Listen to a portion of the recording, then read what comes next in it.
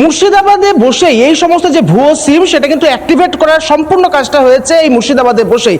আমার সঙ্গে রয়েছেন প্রাক্তন ইন্টেলিজেন্স কর্তা প্রবীর ভদ্র, আমাদের সঙ্গে রয়েছেন। আপনি দীর্ঘদিন ইন্টেলিজেন্সে রয়েছেন।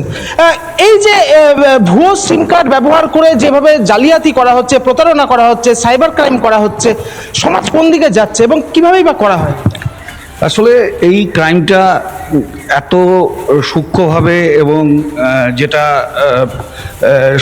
একটা কম্পিউটার এবং ডিভাইসের মাধ্যমে চারিদিকে ছড়িয়ে পড়েছে, তাতে তো আমাদের সারা পৃথিবী, শুধুমাত্র বলবো না যে আমাদের ইন্ডিয়া বা মুর্শিদাবাদের মধ্যে সীমাবদ্ধ, তবে এই জাল আধার কার্ড, জাল ভোটারপত্র, জাল সিম, এটা বেশিরভাগটাই দেখা গেছে মুর্শিদাবাদ বেস আর কি, মুর্শিদাবাদে বেশি এটা হয়েছে।